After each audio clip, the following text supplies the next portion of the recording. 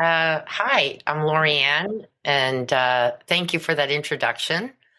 Yes, I've lived a very colorful life, and I've enjoyed every part of it, the good, the bad, the ugly, and the good, and the wonderful. I do believe my philosophy is the journey in life always takes you to where you belong.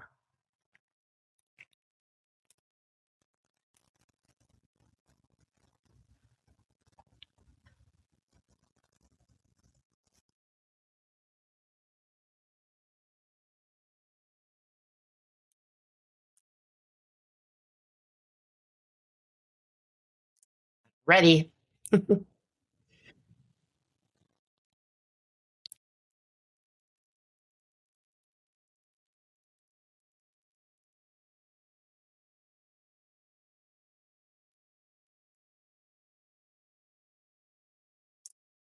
Okay, so that's a cute story. My mother was always interested in these things. So she had a book on handwriting analysis, and I read them.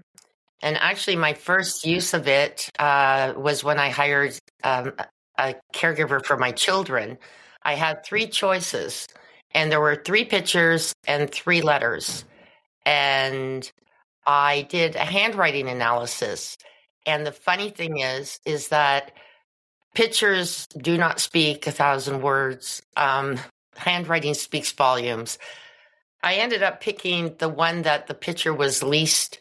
I mean, she had purple hair, and it was like, you kind of going, Um, but through her handwriting, she was the best one that I felt would fit my children. Well, she was, and not only did she stay 1 year, she stayed with us for 2 years because she was learning English, so she came from Quebec, and it was watching. So the handwriting, one of them had different angles. So she would write left, upwards, straight up, and then right, which generally means that person, their mental capacity, they can become like depressed, internalized, and then they can be outward. I wanted someone consistent.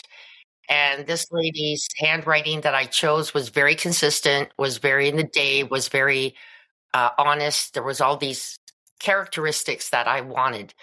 And so, like I said, you can have pictures, you can look at it and say, this person looks nicer, but then you look at their handwriting, they may not be. So that was where it started. And then when I was running my auto repair shop, I was on the internet and came up with this handwriting university. And I went, wow, I want to know more about this. And so I pursued it and right up to my master's certification, which was just lovely. And I met so many lovely people through there. It's all online. And I did do a couple of trips to meet the people in person because they had conferences, which were just lovely. But yes, it was just a passionate, and I do believe that it's a worthwhile skill to have, whether you use it to make money or not. It's something that is transferable into so many aspects of life.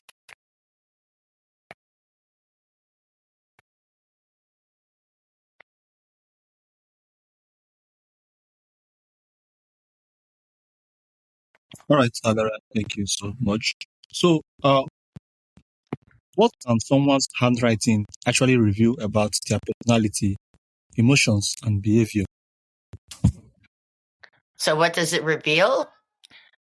Yes. Uh, so many things. So, uh, you can find out if somebody is very detailed, if somebody is more outward going, somebody who is an introvert, someone who's an extrovert. You can find out if they're a liar. You can find out about their self esteem. I mean, the character traits are like tremendous how much you can learn about them. Their physical drive, whether they're very, active or whether they tend to be less so. These are all things that come up in handwriting. I love the O's are really important because if you have an O with a double loop, then you know you're dealing with a liar, and that's always good to know. Uh, and then the T bar on the T, depending on how high or low it is. If it's low across the T, that would mean somebody is struggling with self esteem. So yeah, it's fascinating and it's very accurate.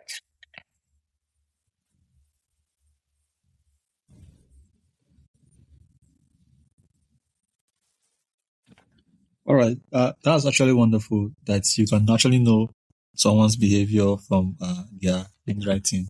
Wow, I never knew about that. So, this particular theory, has it been actually proven or is it all theory? I'm sorry, you're asking if it's proven?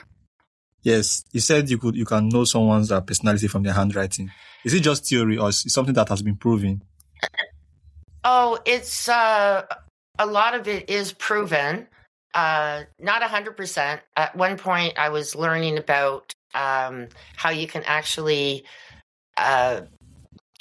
sense it's like in the handwriting, it could show whether or not you have, like, let's say, arthritis or different illnesses. That is not proven 100%. But I mean, people question it, but it's not theory. It's based on neurological facts. It's known that even if you change your handwriting, you can change your life, really. Increase of the T-bar will increase your self-esteem because your brain is kicking in and saying, yes, this is where I want to be. I believe it thoroughly, but it's not a theory. There has been proof that it is obviously something, because even they use it for, you know, fraud, but they also use it in the police department. They will use handwriting to find out. So you can find, like, if you look at a criminal, their handwriting clearly shows some neurological defects, let's say, or some, how would I say this without being offensive or anything? Some mental issues that could cause them to move to the criminal side. And that shows in handwriting, which is amazing. Like, you could see it. If somebody's mind is not proper, you can actually see it in their handwriting. Okay. So thank you so much. You are also a certified graphotherapy. What is graphotherapy for those who have not heard about it before, and how can changing the way we write help change the way we think or the way we behave? Yeah, so this is what I was explaining with the T. So in graphotherapy, it's very important that you know the person and know what to help them to change in their handwriting that will be of help to them, and what not to have them change. So there may be certain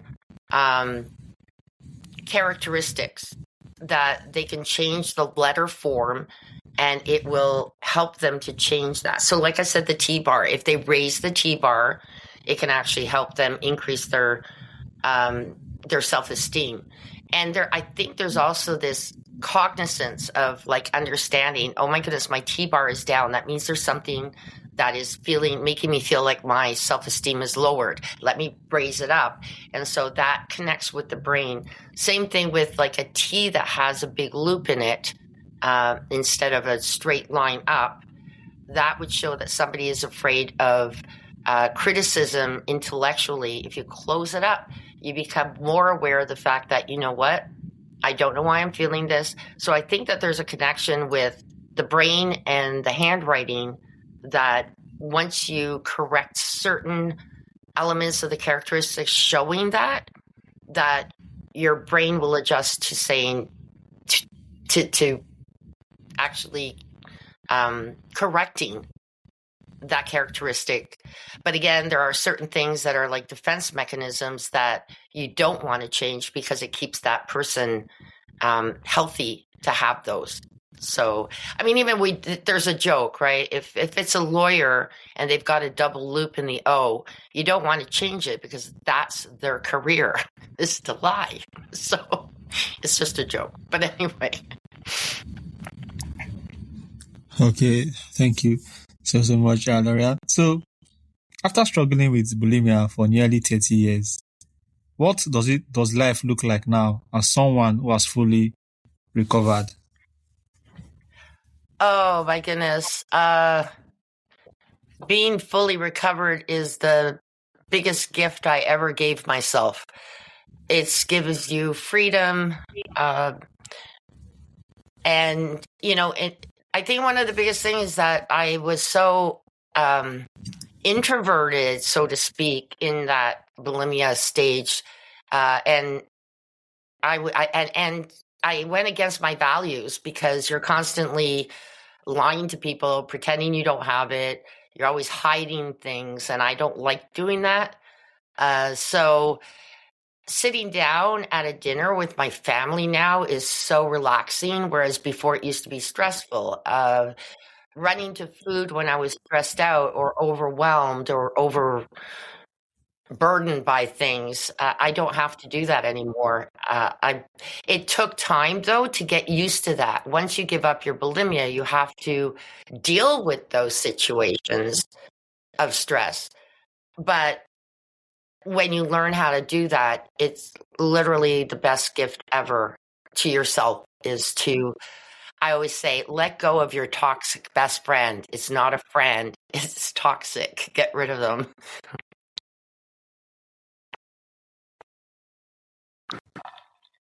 Okay, thank you, Lorian.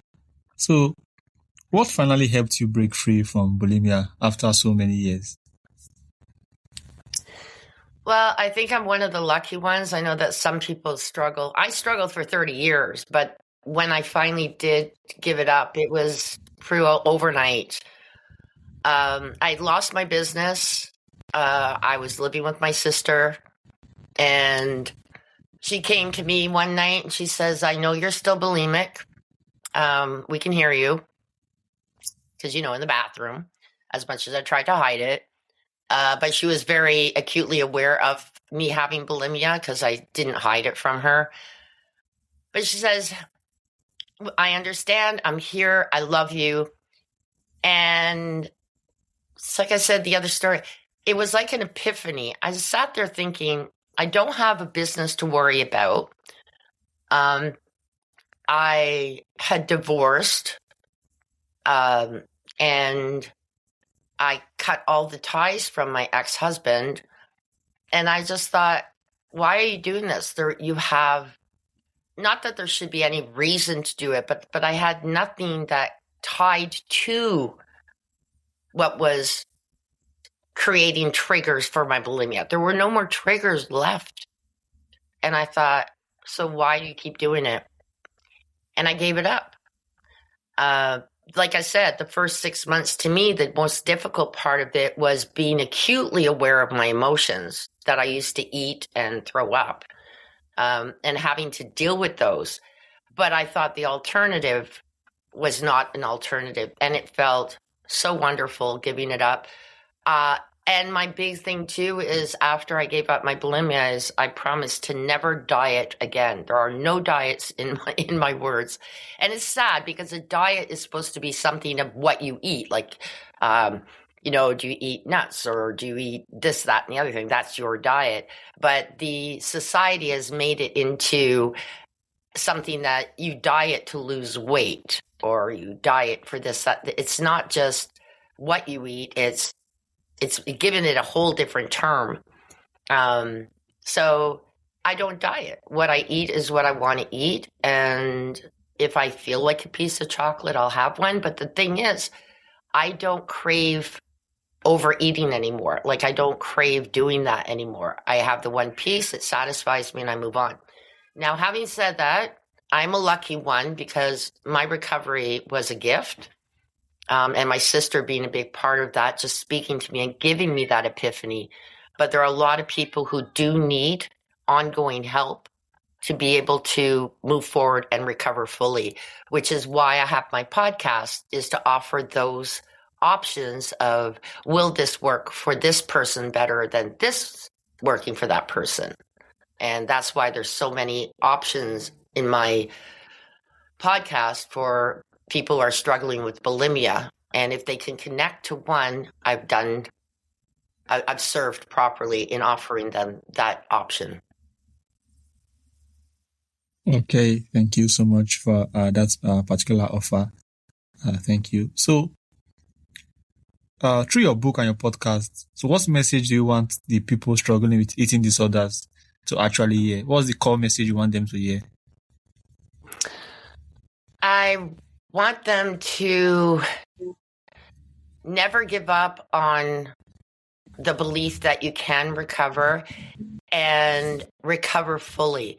I think it's a little bit different, I think, with alcoholism versus bulimia. You can give up the alcohol, and a lot of times they say if somebody goes back to alcohol, they'll become an alcoholic again. With food, it's a different thing altogether. So don't give up and really try to make food your friend. And I think that's the important thing, is it's a friend. It's in what sense of the way?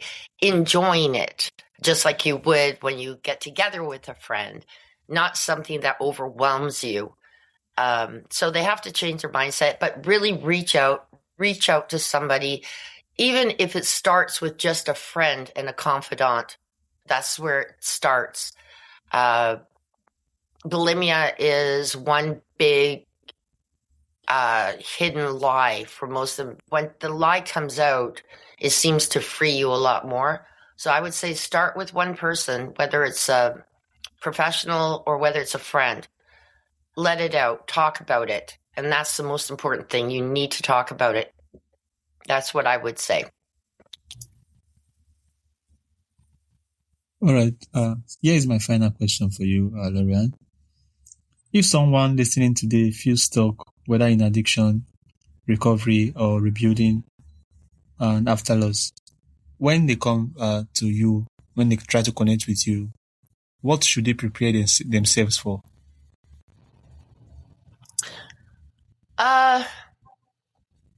Understanding and compassion and empathy. I mean, I've been there and I know how it feels. I have also some other specialists on my podcast who have been there. And just if they were to come to me, my biggest, and I have been in contact with some, is just be open, be honest, and tell me your story. And we go from there. Right. Thank you, Lorianne. Thank you for sharing your incredible journey of resilience, reinvention, and recovery. The story is a powerful reminder that no matter how difficult the road has been, healing and new beginnings are always possible. So for those that would like to learn more about you, your books, handwriting analysis, definitely myself, I want to learn more about handwriting analysis. Although these days I hardly write on paper, I mostly type with the system and laptop, and there's no way you can know my behavior from the way I type, right? True. Okay. So for those that would like to learn more about handwriting analysis or the Bleep Bulimia podcast, how can they do that? Very simple. So we have the Bleep Bulimia. You can go to bleepbulimia.com. You can also look up Bleep Bulimia. It's on YouTube. And of course on every podcast station that you can find. Then the handwriting analysis, I've slowed down a little bit on that, but I'm more than happy to help anyone out. If anyone is interested in that, I really would recommend looking up Handwriting University. Bart Baggett is the one who started it. They have everything starting from a 101, which is the basics. And that even gives you a really good clue on the beginnings of handwriting. And then if you fall in love with it, like I did, you can move on to the 301, then the 501, which is the certified master certification. But even the 101 is a really good one. That's where I would start if you're interested in learning more about handwriting. And it's pretty simple. It's just handwritinguniversity.com, if I'm not mistaken. And you can look up Bart Baggett. He's got some great books out there that I would definitely recommend. So They're on Amazon. You can find them anywhere. So Bart Baggett is BartBaggett, and he's the one that founded Handwriting University. So I would guide anyone who's interested in Handwriting University to there, because that really made a big difference in my life. All right. Thank you so much, Lorianne. This has been a very wonderful episode. And thank you to all my audience as well. You guys make sure to check out our work. I'm sure all of you are fascinated. Most of you who don't know, just like me, are fascinated by our handwriting analysis. Check out our podcast if you struggle with eating, have some eating disorder as well. And check out our book. Thank you all so much for listening today. And Lorianne, do have a wonderful day ahead. Thank you, and you too.